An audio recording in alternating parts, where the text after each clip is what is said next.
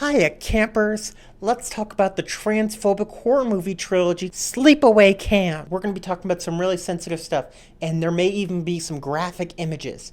So if the following is a trigger for you, you may want to set this video. I have a whole bunch of lighter videos if you'd like to see those. I mean, after all, it is a horror movie.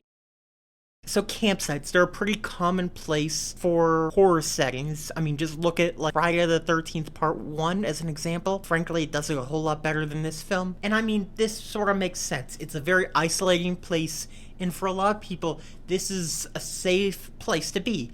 A lot of people go camping to relax, because for some people that's relaxing. So I watched the original trilogy of the Sleepaway Camp movies. I didn't want to watch the Sleepaway Camp 4 because apparently, according to Reddit, that's just a clip show. And I didn't want to watch the reboot in 2008 because, well, I don't want to spend $30. But if you want to help me get there, you can sign up for my Patreon at patreon.com/SallyPryde. Plans start as low as $3 a month. Link in the description and in the bio. To be honest, I just saw this online as a notoriously transphobic movie.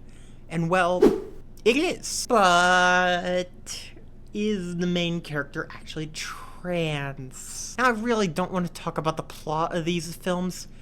It's honestly very generic slasher type films. This is also one of those slasher horror movies where they say, "Oh, it's you." Or you can have a drinking game.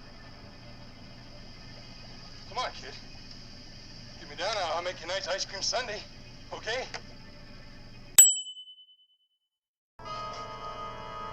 What the hell are you doing? Oh, it's you. What do you want? Well, It can't be. It can't be.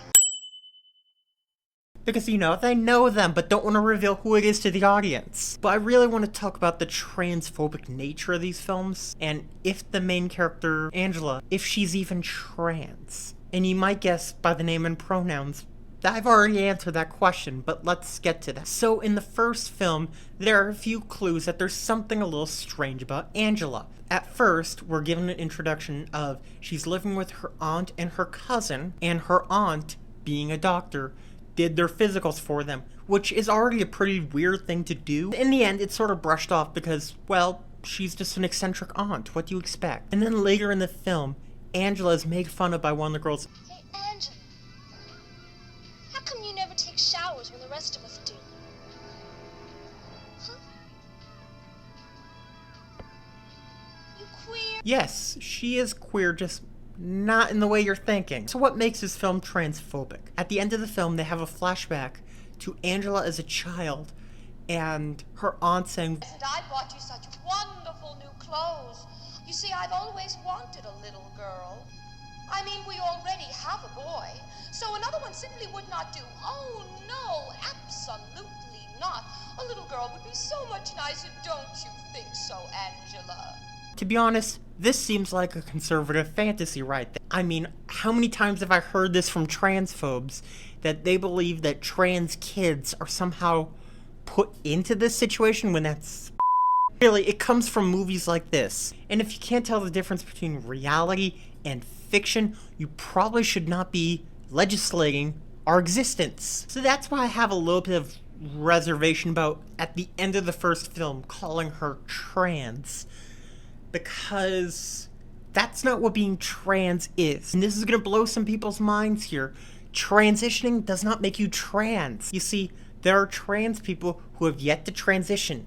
And there are people who transition who aren't trans. Yes, it's a small number there, but they do exist. What makes someone trans is that their gender identity does not align with the sex they were assigned at birth. That's what being trans is. But by the time we get to the second movie, this is sort of cleared up a little. You see, by the time the second movie comes around, her story has become legend, and kids are telling the story around the campfire. It ended up that the killer was the shy 14-year-old girl that everybody picked on. Except she was really a he.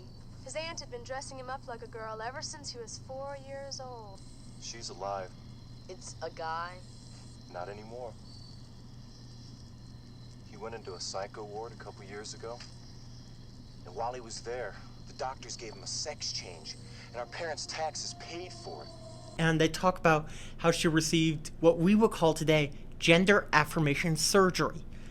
in a mental institution, and that was somehow paid for by tax dollars, which is...